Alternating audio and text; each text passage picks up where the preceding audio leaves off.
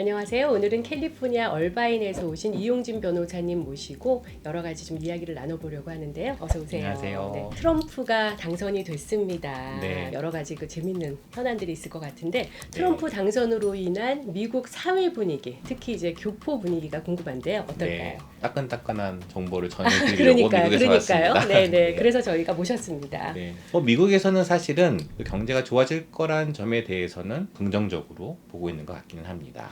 의외로 교포 사회에서 고소득자들은 트럼프를 많이 지지를 하셨다는 게 저는 또 의외더라고요. 네, 세금에 대한 부분도 있을 거고요. 경제가 좋아지면 아무래도 또 이득이 되실 분들이 계실 테니까. 반면에 또 굉장히 싫어하는 분들도 많죠. 네, 그래서 미국 내에서도 사실은 이제 해외로 이민 가기 위한 문의가 몇백 프로가 늘었다 그래요.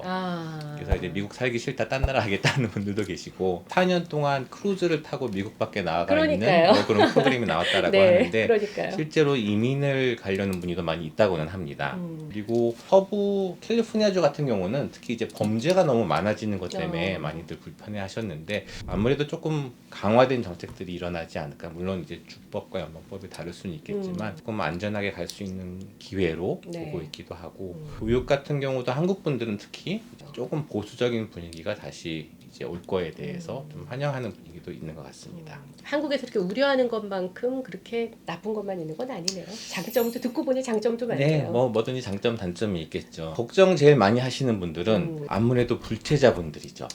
합법적으로 오셨다가 신분이 없어진 경우도 굉장히 많거든요. 트럼프 대통령이 일단 불체자들을 내보낼 수도 있다. 영주권자라도 가족 중에 불체자가 있으면 추방하겠다 이런 얘기들이 나오고 하면서 지금 굉장히 긴장들 하고 계시죠. 그럼 여기서 이제 이어가지고 트럼프 당선이 된 다음에 이제 미국 비자 그런 거에 대한 어떤 방향성은 어떨까요?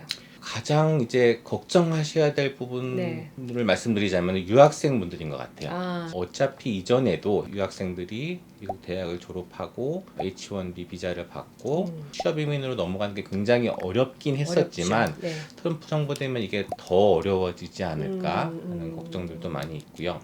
일기 트럼프 정부 때도 그랬죠? 그렇죠. H-1B도 샐러리를 굉장히 많이 받는 분들만 이제 허용을 하겠다라고 했고, 그러니까 아주 고학력자 큰 기업에 입사하는 분들을 제외하게 되면은 사실은 H-1B가 되게 받기 어려워지는 또 그런 영향이 있을 수도 있을 것 같고요. 지금보다 더 어려진다는 거죠? 그럴 가능성도 있어 보입니다. 근데 아무래도 이 취업 부분에 대해서 굉장히 트럼프 정권이 외국인한테 미국에 일자리를 주는 것을 싫어하다 보니까 이 부분은 조금 더 어려워지지 않을까 싶어서 사실은 유학생분들이 굉장히 많이 걱정을 하시는 것 같습니다. 초청이면 어떨까요? 가족 초청을 또 되게 안 좋아하거든요. 맞아요. 이전에 트럼프 정권 때 부모 초청하는 거를 없애겠다라고 한번 발표를 했었어요. 시민권자의 직계 가족을 자녀만 포함시키고 부모는 제외하겠다라고 발표를 했었는데 물론 그게 법이 만들어지지는 않았지만 이번에는 또 상하원이 다 공화당이다 보니까 사실 그런 방향으로 몰고 가자고 하면은 부모 초청이 어려워질 수도 있지 않을까 그런 의견들이 있어서 지금 사실은 굉장히 미국에서는 문의도 많고요. 일단 영주권자로 있으신 분들은 빨리 시민권 받자. 그렇죠. 어떻게 될지 모르니까 시민권 받는 게 훨씬 어려워질 수도 있고 부모님 초청하셔야 되는 경우는 빨리 이거를 진행하시는 게 좀 안전하지 않을까 그렇게 말씀드렸습니다. 저도 이제 그거에 대한 문의 전화, 걱정 전화들을 많이 받고 있습니다. 그러면 다른 그 외 비민 비자들 있잖아요.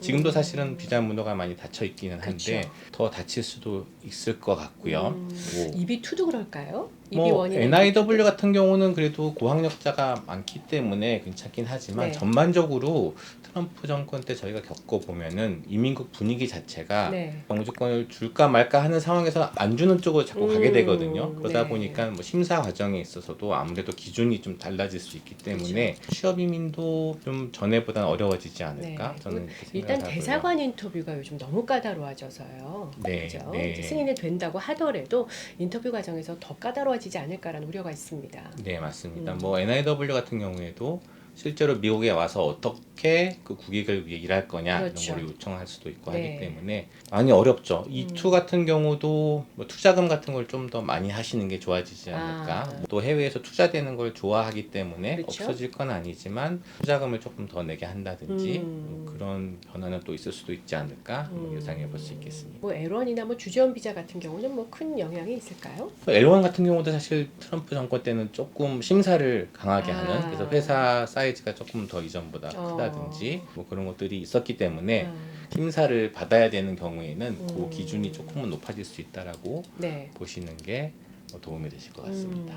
그러면 이번엔 또 저희가 가장 중요한 투자 이민의 네. 어떤 방향성은 어떻게 될까요? 지난번 트럼프 정권 때는 더 좋아지지 않을까라는 네. 예상을 했었지만 사실 현상 유지가 된 것 같고요. 워낙 그 부동산 개발 사업하시는 분들이 EB5에 대해서 긍정적이기 때문에 트럼프 이게 뭐 자체가 또 부동산 개발로 그렇죠. 재벌이 된 그다음에 사람이니까. 해외에서 뭐 돈을 투자하겠다는데 그렇죠. 그거를 굳이 마다할 이유는 없죠. 그래서 법이 바뀐 지 오래 안 되고 했기 때문에 네. 투자 이민은 비자 문호도 열려 있는 상태고 굉장히 뭐 큰 변화는 없을 걸로 예상을 하고는 있는데요. 네. 생각해 볼 수 있는 게 몇 가지는 있을 것 같아요. 첫 번째는 이제 27년도에 네. 현재 이제 80만 불 미니멈 이제 금액이 다시 조정이 되게 되잖아요. 그쵸. 인플레이션 따라서. 이게 트럼프 정권에서는 확 올릴 수도 있지 않을까. 아. 네, 그래서 그런 걱정을 조금 해볼 수는 있을 것 같고요. 또 한 가지는 이제 취업 이민이 워낙 어려워지고 다른 이제 이민이 어려워지다 보니까 투자 이민 쪽으로 많이 몰리게 되면서 레트로그레이션이 올 수가 있거든요. 조금 더 그러니까 나라마다规模보다. 정해진 투자자 이상이 오게 되면은 비자 숫자는 정해져 있기 때문에 수속 기간이 길어질 수 있는 점, 그다음에 비자를 바로 못 받고 또 기다리셔야 될 수도 있다는 점. 네. 한국은 뭐 그렇게 큰 우려는 없을 것 같아요. 가장 한국은 그런 것 많았던 같습니다. 2019년에도 사실은 우리가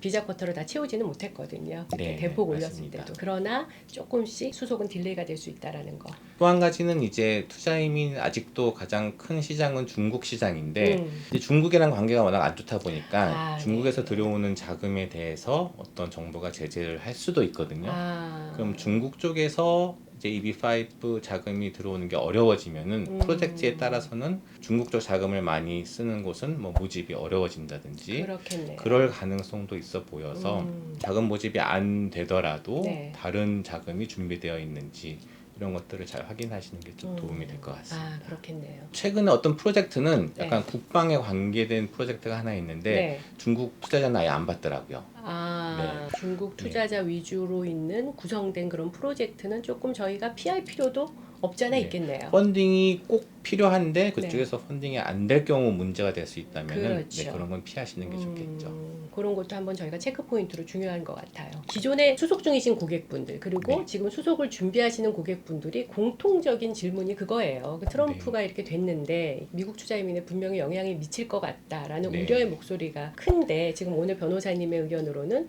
전혀 그거는 걱정할 필요가 없고 네. 그렇죠? 대신에 아까 말씀드린 것처럼 심사 기준이 어느 정도 높아질 수 있을 높아질 거. 수도 있다. 네, 투자이민은 새로 들어온 심사관들이 굉장히 많아졌어요 최근에. 그러다 그쵸. 보니까 예전에 심사 기준을 모르고 좀 엉뚱한 질문을 하는 경우들도 있고 이렇거든요. 그래서 그런 것 같아요. 네, 한국 투자자분들 경우에는 그 자금 출처 서류를 준비하실 때 조금 더 신경을 쓰셔서 문제 없도록 진행하시는 게 네, 조금 더 뭐 맞습니다. 추가 서류 요청 이런 것 없이 네. 바로 승인받을 수 있게 준비하시는 게 좋을 것 같습니다. 네, 저희도 변호사님이라 그 부분에 대해서 되게 신경 쓰고 있죠. 네, 네. 그게 제일 중요하겠죠. 네, 네, 맞습니다.